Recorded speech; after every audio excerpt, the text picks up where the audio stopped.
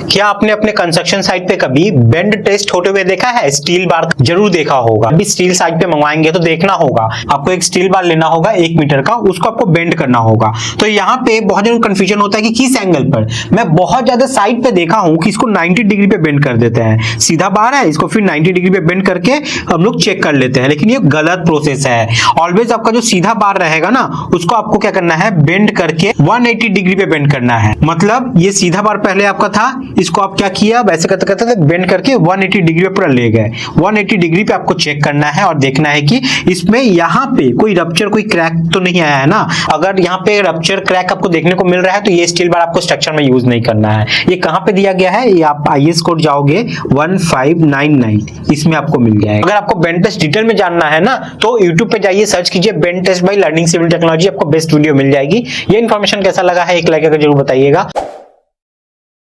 Surveying के interview में आपसे अक्सर एक सवाल पूछा जा सकता है, वो क्या है कि फंक्शन ऑफ थियोडोलाइट बताइए। TS तो अभी आ गया है, हम लोग टोटल स्टेशन को अभी यूज करते हैं, लेकिन थियोडोलाइट पहले था। तो थियोडोलाइट का मेन फंक्शन क्या क्या होता है वो बताइए। तो आप लोग क्या क्या बताओगे, तो आप लोग को ये सब जवाब देना है। यहाँ पर हॉरिजॉन्टल एंगल निकाल सकते हैं हम लोग थियोडोलाइट से, वर्टिकल एंगल निकाल सकते हैं, डिफ्लेक्शन एंगल निकाल सकते हैं, इसके साथ ही मैग्नेटिक बियरिंग और हॉरिजॉन्टल डिस्टेंस। ये 5 पॉइंट जो है ना इंपॉर्टेंट, ये इंपॉर्टेंट पॉइंट है जो हम लोग निकाल सकते हैं। और कोई खास तो ऐसा मुझे याद नहीं आ रहा है, अगर आप लोग को पता है तो कमेंट सेक्शन में बताइए ताकि मुझे ही पता चले। ठीक है, तो ये 5 इंपॉर्टेंट पॉइंट, 5 इंपॉर्टेंट चीज जो निकाल सकते हैं, ये मेन फंक्शन होता है हमारे थियोडोलाइट का।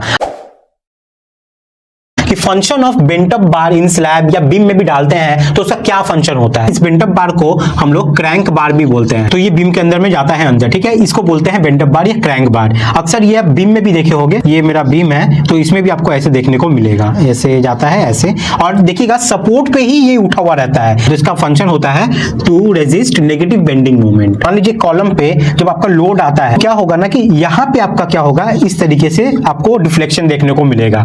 लेकिन ये बार जब यहाँ पे नीचे जाएगा ना, तो वहीं पे ये टेंडेंसी रहेगा कि ये वाला पार्ट आपका उठे, ये वाला पार्ट उठे, यहाँ पे उठे, तो ये उठने ही नहीं देगा। इसी चीज को बचाने के लिए हम लोग क्या करते हैं, ये बेंट अप बार यहाँ पे देते हैं। मतलब यहाँ पे जब हम चापेंगे तो ये उठना चाहेगा, इसको उठने नहीं देना है, नहीं तो फेलियर हो जाएगा ना बॉस। तो इस फेलियर को बचाने के लिए हम लोग क्या करते हैं, यहाँ पे क्रैंक बार ये वाला प्रोवाइड करते हैं। अगर आपको डिटेल में वीडियो देखना है तो आपको जाकर यूट्यूब पे सर्च करना होगा bent up bar by learning civil technology. तो ये वीडियो आपको कैसा लगा है लाइक करके जरूर बताइएगा, और ऐसे ही इन्फॉर्मेटिव वीडियोस के लिए अभी आप लर्निंग सिविल टेक्नोलॉजी को फॉलो कर लीजिए, सब्सक्राइब कर लीजिए।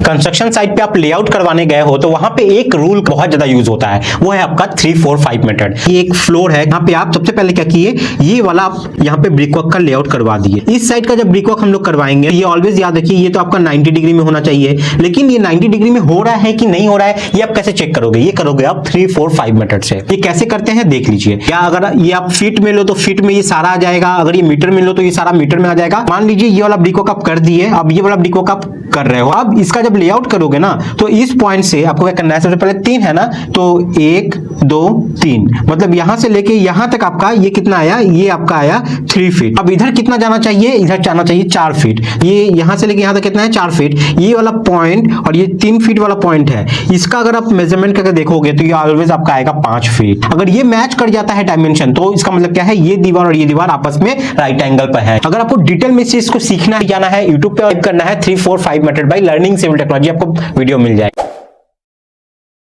Tolerance for nominal mass for 25 mm dia bar as per IS code. अगर आप IS कोड 1786 देखते हो तो इसमें वो रीच लिखा हुआ है। हम लोग जानते हैं कि ये फॉर्मूला d²/162 होता है। ये आंसर किसमें देता है, kg पर मीटर में, और वहीं आपको kg पर फीट में चाहिए तो d²/533 होता है। ये आंसर देता है kg पर फीट में। जब BBS करते हैं तो हम लोग kg थोड़ी निकालते हैं, वहां पे हम लोग क्या करते हैं, लेंथ के हिसाब से कटिंग लेंथ वगैरह निकालते हैं। लेकिन जो साइड पे स्टील हम लोग खरीद के लाते हैं, वो हम लोग लेंथ के हिसाब से नहीं लाते हैं, वो हम लोग kg में खरीद के लाते हैं। तो जो मैन्युफैक्चरर है ना, वो कोशिश करता है आपको ज्यादा वेट दे देने का। 8 mm का 1 मीटर का सरिया का आप कैलकुलेशन किए हो इस फॉर्मूला के मदद से, लेकिन वो भेजता है 1 मीटर में थोड़ा सा ज्यादा उसका डाया बढ़ाकर। तो कितना ज्यादा वेट अलाउबल है एज पर IS कोड, तो 25 mm के लिए हम लोग से पूछा जाता है। तो ये होता है ±3%, मतलब जो भी आना चाहिए था इस फॉर्मूला के हिसाब से वेट, लेकिन जो साइड पे वेट स्टील आया हुआ है उसका वेट थोड़ा ज्यादा है। कितना ज्यादा है, वो 3% से ज्यादा नहीं होना चाहिए, कम भी है तो 3% से कम नहीं होना चाहिए। डिटेल इन्फॉर्मेशन के लिए आप लर्निंग सिविल टेक्नोलॉजी पे जाकर भी वीडियो को देख लीजिए।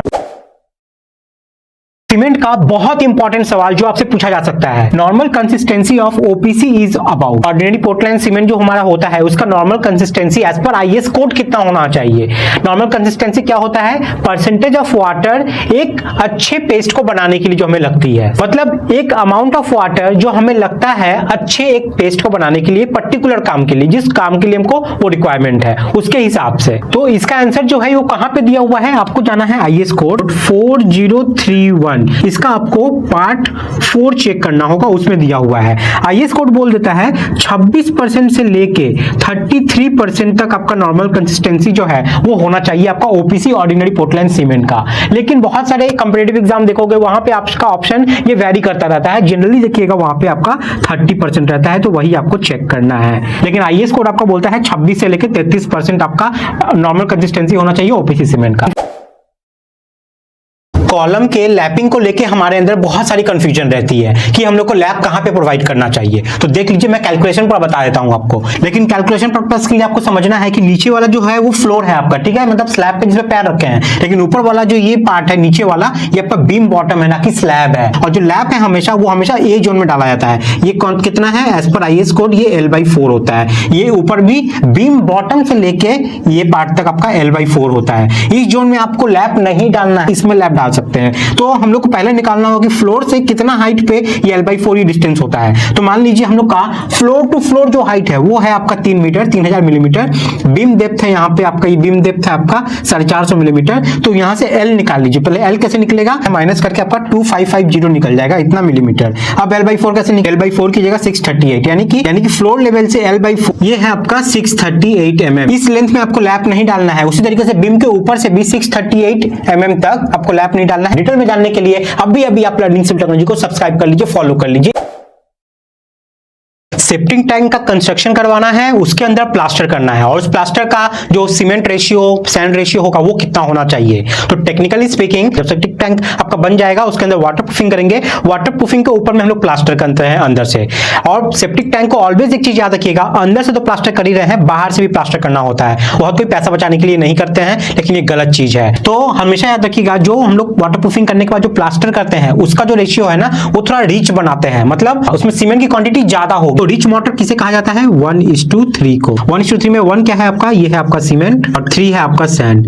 सेप्टिक टैंक के ऊपर मैंने बहुत सारे वीडियो बनाए हुए हैं, कैसे इसका साइज हम लोग कंसीडर करेंगे। आईएस कोड क्या बोलता है, कॉलोनी के लिए, हॉस्पिटल के लिए, घर के लिए, 4 आदमी के लिए, 5 आदमी के लिए, 16, 20, 25, 30। आपको जाके यूट्यूब पे सर्च करना है septic tank by learning civil technology. इतना ही आप सर्च कीजिएगा, मेरा सारा वीडियो आ जाएगा, आप लोग देख सकते हैं।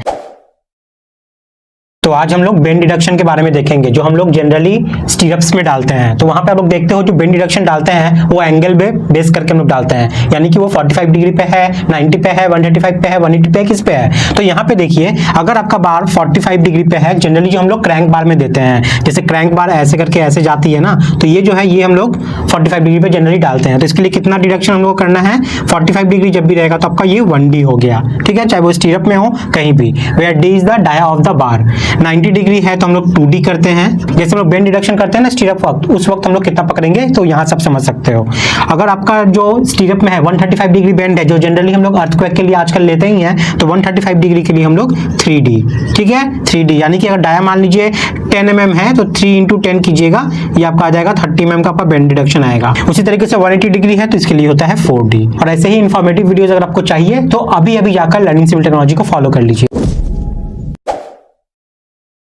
लैप लेंथ और डेवलपमेंट लेंथ, एक्चुअल में दोनों का फंक्शन में क्या डिफरेंस। एक बार 12 मीटर से ज्यादा बड़ा तो होता नहीं है, तो हम लोग को क्या करना होगा, और एक्सटेंड करने के लिए हमको दूसरा बार जोड़ना पड़ेगा। लैप लेंथ क्या करता है, अपने ऊपर आए लोड को वो ट्रांसफर करता है दूसरे बार पे सेफली। इसके ऊपर जो भी लोड आ रहा है वो अपना क्या करेगा, जहां पे लैप रहेगा ये सेफली दूसरे वाले बार पे ट्रांसफर कर देगा, कि वो लोड जो है यहाँ से होते हुए वापस से यहाँ चला जाए। और डेवलपमेंट लेंथ में क्या होता है कि वो जो लोड था, वो जो स्ट्रेस था, यहाँ पे जो एक बार से दूसरे बार पे ट्रांसफर हो रहा था, वही वापस से जाते हुए यहाँ पे क्या होता है कि हमारा कंक्रीट में ट्रांसफर हो जाता है। तो यहाँ पे लैप लेंथ के केस में क्या हुआ, बार टू बार ट्रांसफर हुआ, बार टू बार, मतलब एक बार से दूसरे बार। और वही एलडी में यानी कि डेवलपमेंट लेंथ में क्या हुआ, एक बार से कंक्रीट में ट्रांसफर हुआ। ठीक है, समझ में आ गया, मैं उम्मीद करता हूँ आपको क्लियर हो गया है। इन्फॉर्मेशन अगर आपको वैल्यूएबल लगी है और डेली आप पाना चाहते हैं ऐसी तरीके के वीडियोस, तो अभी लर्निंग सिविल टेक्नोलॉजी को जाकर फॉलो कर लीजिए।